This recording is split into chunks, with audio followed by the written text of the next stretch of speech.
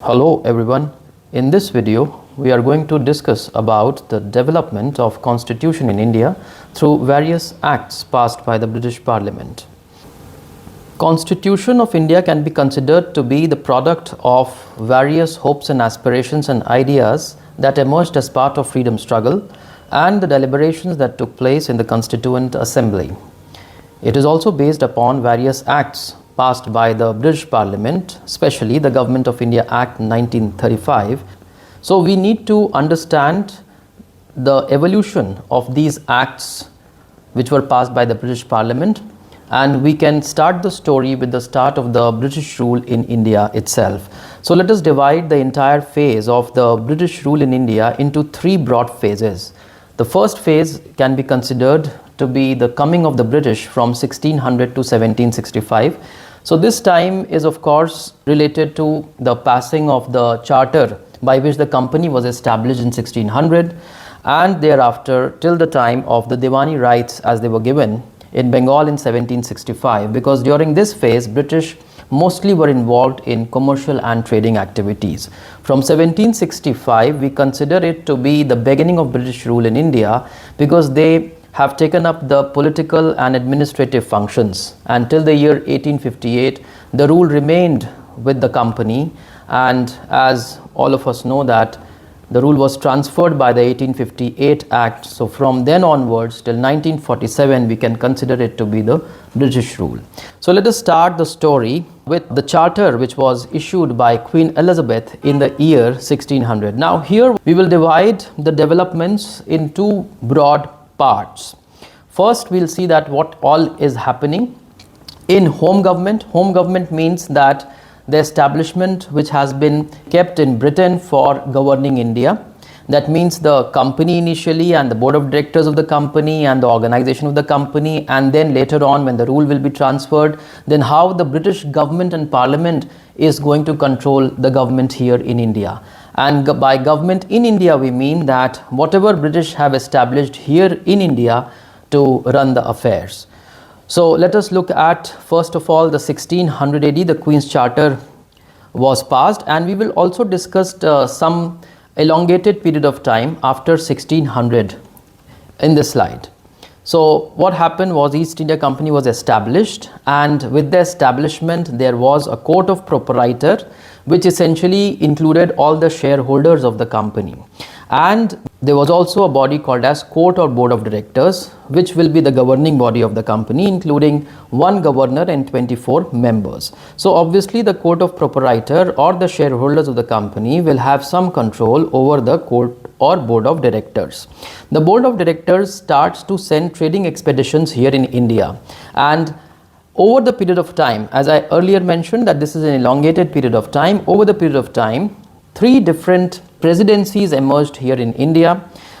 First one at Calcutta, second in Bombay, and the third one in Madras. And these presidencies were all separately controlled by the board of directors. So that means all the three presidencies in India were governed by president and his council, and each of them were separately controlled by the court of directors in Britain.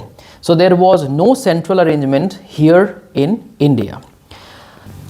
Thereafter, by the charter of 1601, legislative powers were given to the company. Now of course the company will be making its rules, laws and regulations, and this essentially is required for its administration. So it's pretty obvious.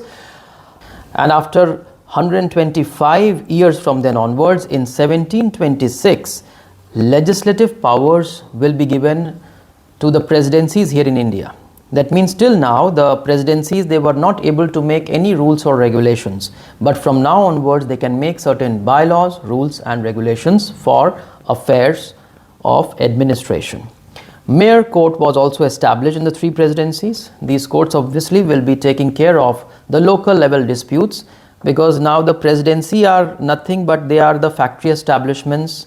So obviously they will have their storage houses, warehouses, factories and all other things which is required, and some settlement will also be there. So this entire affair is being ruled by the presidency, and whatever disputes will be emerging, those will be taken up to the mayor's court. Thereafter a major change will happen when Diwani rights will be given in Bengal to the company in 1765, because after Diwani rights, the company will start with its political and administrative functions, to start with from Bengal. So when the Diwani rights will be given to the company, and the company will be making some arrangement for the collection of revenue, because of excessive autonomy which the company officials are enjoying, most of the officials which were part of the company, they became corrupt. And just because they could see enormous amount of wealth, so a lot of siphoning of wealth starts to happen. When these news will reach Britain, then the British government, the parliament, and they will be concerned about what is happening here in India. And even the East India Company would be interested in better regulating its affair, because the company would also be losing on its profit, the government would be losing on the taxes, and therefore the government now will think about regulating the affairs of the company. So let us see that how the government started to regulate its affairs. For this reason came in the Regulating Act of 1773, by which a lot of changes happened here in the government in India. The Governor of Bengal now becomes the Governor General of Bengal. Earlier we have been using the term presidency, and the president and his council that was there at Calcutta. So the president over the period of time has started being called as Governor of Bengal. So the Governor of Bengal now becomes Governor General of Bengal. This means that the Governor of Bengal becomes more powerful authority. And this is how there is some centralization of power, because the presidency in Bengal will have supervision over the other two presidencies. This will indicate that there is an emergence of central government here in India. So the government of Bengal itself will start acting like the central government and will better regulate the affairs of the other two presidencies, or the two provinces as they would be called afterwards. So here we have this Calcutta presidency, which will supervise other presidencies, that is Bombay presidency and the Madras presidency. And this would be seen as a first sign of centralization. Also, more legislative powers were given to the Governor General of Bengal.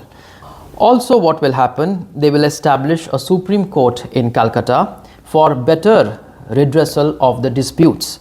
Now let us further see that how the home government is changing. The Calcutta presidency, which is supervising the other two presidency of Bombay and Madras, will now be better regulated by the government in Britain. That means the government of the company in Britain. Board of directors control has also been increased over the affairs of the company, because now the board of directors, the tenure has been increased from 1 to 4 years. The effect of increasing the tenure is that the directors will have a better understanding of the affairs of the company, and this way they will be able to better regulate the administration and government here in India. Also, the voting rights of the shareholders were restricted. It means that there will be fewer shareholders whose stakes will be more important, and they will be in the position to better regulate the board of directors. Board of directors is better suited now to control the affairs of the company here in India.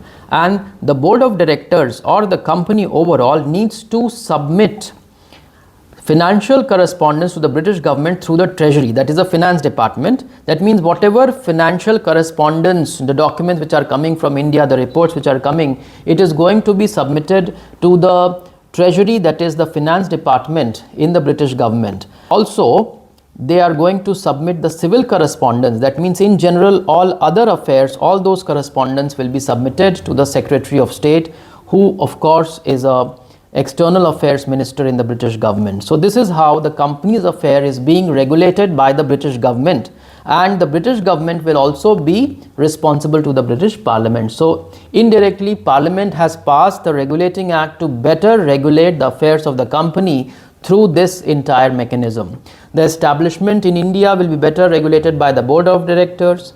Board of Directors will be better regulated by the British government, and British government, whatever it is controlling with respect to companies' affairs, will be better regulated by the Parliament. Also, all the correspondence of the company will also be directly submitted to the British Parliament. So this is the effect of the Regulating Act. The name itself tells us that the act was passed to better regulate the affairs overall of the company in Britain as well as in India. Over the period of time, it was found that the Regulating Act wasn't enough to increase the efficiency of administration or to better regulate corruption and other affairs. So for that purpose, the British Parliament passed the Pitt's India Act of 1784, by which they divided the functions of the company into two parts. The commercial functions were separated from the political function. The commercial function were to be looked after by the board of director. Here the government will follow the policy of laissez-faire. That means the British government will not interfere in the commercial functions of the company. But as far as their political functions were concerned, which either included military functions, the political negotiations, or even collection of revenue or other administrative affairs, with respect to all these functions, now there will be Board of Control, which is a body established by the British government, which will have representatives from the side of the British government, and they are going to report. The Board of Control is going to report to the British government. So there is even more regulation by the Pitt's India Act of 1784. Now let's move on further to the Charter Act of 1813, by which the monopoly of the company was abolished, and the regulations which were passed in the Indian councils, that means whatever bylaws, rules, regulations that were being passed here in India in the councils of the provinces, essentially of course in the province of Bengal, because there we had the central establishment also, all of those regulations will be placed before the Parliament. Then comes the Charter Act of 1833, where the Governor General of Bengal now has been declared as the Governor General of India. Now this means that the government of Bengal, which earlier was acting like a central government, now is called as the Government of India.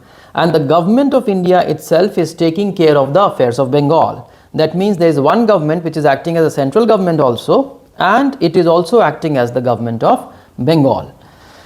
So here we see that Governor General is having three other members, that is constituting the Governor General's Executive Council. So overall there are 4 members here.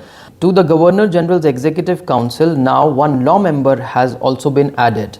And this reflects the emergence of the Legislative Council. Over the period of time, this body will be properly established. So here we see that initially there was this one council called as Executive Council only, and later on, out of this Executive Council, the members were added to create Legislative Council. So this shows the emergence of the Legislative Council, which as of now is not called as Legislative Council as such, but over the period of time, as the number of members will grow, it will be called as the Legislative Council. And this council will be at the central government level. So Legislative Council now has Governor General and 4 other members, and the Government of India in Bengal is controlling the affairs of Bombay as well as that of Madras. And in fact, the law member which has been added in the Central Legislative Council, that will lead to legislative centralization. That means the laws for the provinces will also be made by the central legislature, which is there in Bengal, or what we are calling as Legislative Council. Then comes the 1853 Act. Now the Government of India includes the Executive Council with Governor General, Commander-in-Chief and 4 other members in the Executive Council, and the Legislative Council, the number of members has now been increased. Earlier there was 1 additional members, now it will properly be called as Legislative Council, which is having 6 additional members. That means all the members of the Executive Council plus 6 more members, this will make the entire Legislative Council. And there is a separate government of, or separate Governor of Bengal being appointed. That means the province of Bengal will now have a separate government, and the central government has been separated. Both of them though are located in Calcutta. So overall now there are 4 provinces, because Agra has also been added as a province. So we have a central government and we have 4 provincial government.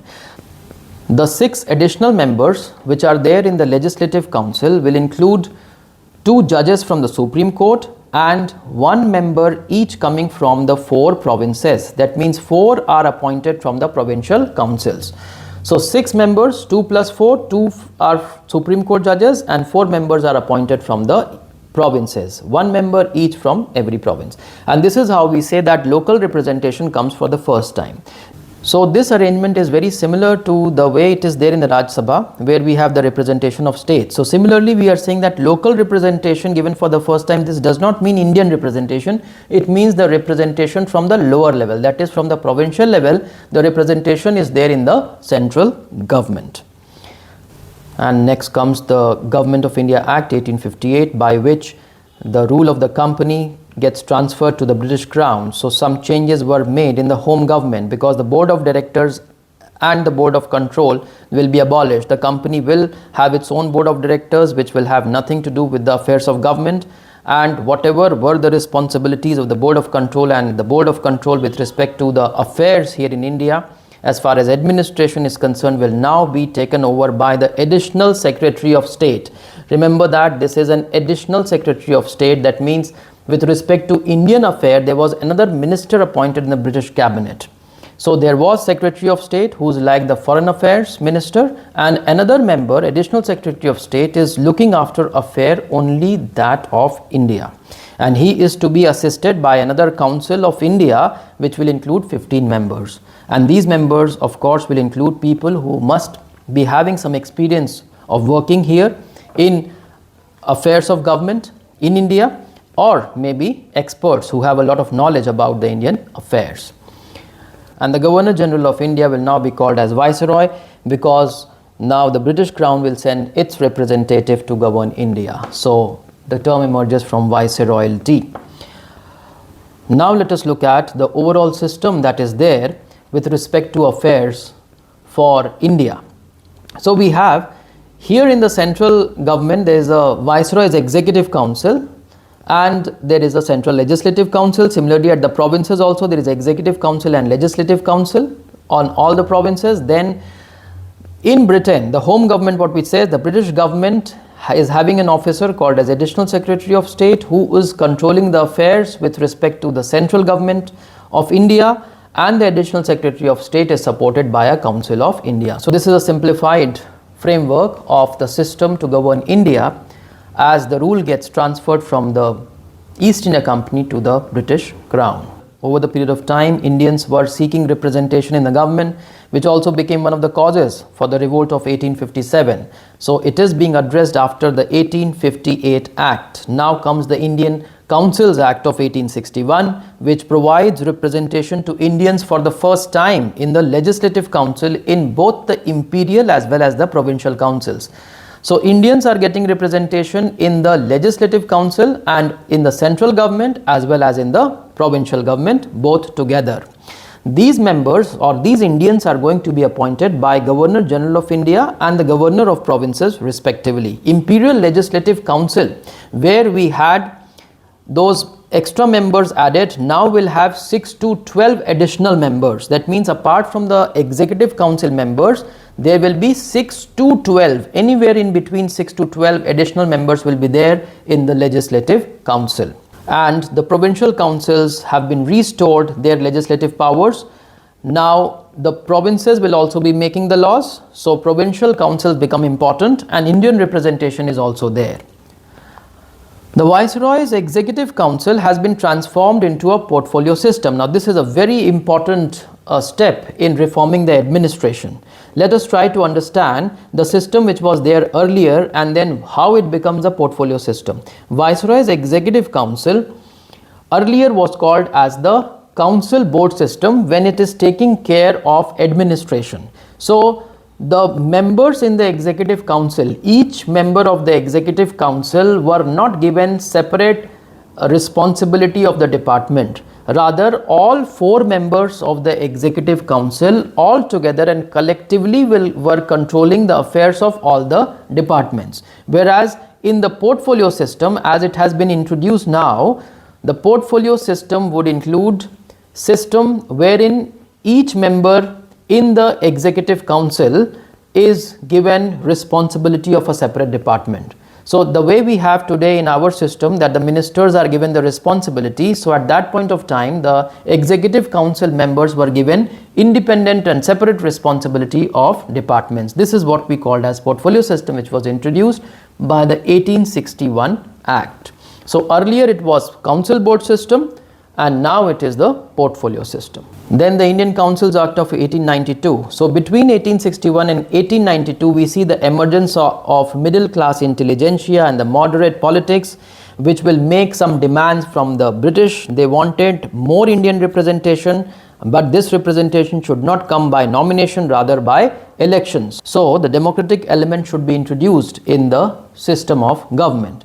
So therefore, the Councils Act of 1892, considering some of those demands, it introduced the election system partially, though the word election per se was avoided in the act.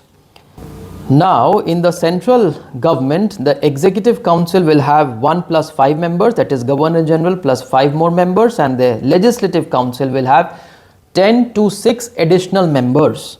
So anywhere in between 10 and 16, the government can appoint the members in the Legislative Council. Out of this 10 to 16 additional members, 5 will be elected, and 4 of these elected will be elected by 4 provincial councils, and 1 member will come or elected by the Calcutta Chamber of Commerce. So these are the 5 members who will be elected. Budget can be discussed, so there is some introduction of accountability measures over here also now. Budget can be discussed by that means the executive or the government, whatever budget it is going to bring, it can be discussed in the Legislative Council now, and the questions may also be asked by the Legislative Council members to the Executive Council. So this is how it sees that how the parliamentary system is emerging in India through these acts. 2/5 of the total members of the councils were to be non-officials. Non-officials means Indians. So overall Legislative Council members, 2/5 will be Indians. Now we have already seen 5 of them were elected, but there will be some nominated members also. So non-officials will include partly elected and partly nominated members. The act also enlarged the number of additional members in the provincial councils. That means the provincial legislative council, the number of members were also increased. Next, let's look at the Minto-Molly Reform Act of 1909. By this act, 2 Indians were nominated to the Council of the Secretary of State for Indian Affairs. The Council of India, which was established earlier to support the additional Secretary of State for Indian Affairs, will now also include 2 Indians. And here the government in India, the Executive Council and the Legislative Council, if we just look at their numbers, the number of members in the Imperial Legislative Council has now been increased to 68 overall. Out of these 68 members, 36 will be British officials and 32 non-officials. Non-official means Indians. Out of the 32 non-officials, 27 will be elected and 5 nominated. Out of 27 elected members, 8 seats were reserved for Muslims as part of separate electorates. Now remember that the demand for separate electorates was made in 1906 as part of Shimla delegation. Further, now the members in the Legislative Council could ask supplementary questions and also vote a part of the budget. So we see that gradually how the parliamentary practices are evolving. 1 Indian member has also been added to the Viceroy's Executive Council. Viceroy's Executive Council, practically the government itself or the political executive, now will also have 1 Indian member. So provincial legislature members were also increased and non-official majority was introduced. Now if you remember that in the central legislature, 36 British and 32 Indians are there. So Indians are still in minority overall in the central legislature, but in the provincial legislature or the Legislative Council, Indians are now in majority. Next comes the Government of India Act 1919, which introduced a system of diarchy at the provincial level. And this means that there will be 2 types of people who are governing the provinces. First, executive councillors and other ministers. Let us try to understand the system of diarchy. In the provinces, we have an executive council. This executive council, it has certain number of members. All these members earlier were British officials and they were called as executive councillors. So this is just a depiction of how executive council looked like. It is having 8 members. The 8 members have been shown here in this executive council. They are called as executive councillors, and each of these members, they are having responsibility of some specified subject items. Later on, when the diarchy has been introduced, we see that how the executive council's composition is changing. Diarchy transforms the executive council into a system which now has two types of members. Some of them are still executive councillors, which are the British officials, but half of them are now ministers. So these four people which have been shown here are ministers, and these ministers are coming from the Legislative Council, and all of them are Indians. That means Indians who were part of the Legislative Council, and from there they are also appointed in the Executive Council, and half of the Executive Council members are now Indians, which are called as ministers. So the government essentially overall has two types of people, or the Executive Council has two types of people. Half of them are executive councillors and half of them are ministers. Executive councillors are keeping the reserved subjects with themselves, or we can say that certain subjects are reserved for the executive councillors, and rest of the subject items, as we call them as transferred subjects, were transferred to the Indians. So this is how the dual system of government was established at the provincial level under the diarchy. So overall, by this act we also see that the central and the provincial lists have been created, and the provincial lists itself was further divided into reserved and transferred items. So the reserved and transferred items both were there at the provincial level where diarchy was introduced, and Viceroy's Executive Council will also now have 3 Indians out of 8 members. Also, the central legislature would become bicameral. That means there was only one house earlier in the central legislature. It was called as the Legislative Council. Now it will have 2 houses. Council of States, which is having 60 members, 26 nominated and 34 are elected members. So obviously there will be Indian majority. And the Central Legislative Assembly is having overall 144 members, 41 nominated and 103 elected. So obviously the elected members will be Indians, and some nominated will also be Indians. Indians are far in majority in the Central Legislative Assembly. So these are the 2 houses now in the Central Legislature. Election to the lower house was indirect and the upper house was direct, surprisingly, because this is something very different from what arrangement we have now. So this is to be noted. Provincial legislative councils can reject budget, but governor can restore it. So this is specifically with respect to provincial legislative council. So we see that more powers have been given in the hands of the council members at the provincial, because you know that in the province now half of the government has been transferred to the Indians, so there has to be more accountability at the provincial level. Moving further, the Government of India Act 1935, it introduced a diarchy at the central level. So the diarchy, or the dual system of government, which was there in the provinces, now goes to the central level also. That means Indians will also be given some responsibility to head some of the affairs. Provinces were now having autonomy. That means the entire rule at the provincial level has been transferred to Indians. So all the members in the Executive Council will now be ministers, and this is the reason why when the elections were organized in 1937, in 9 provinces Congress had formed its own government. Governors to act on advice of the Council of Ministers, except but in case of discretion. So there is still some control of the governor over the provincial government.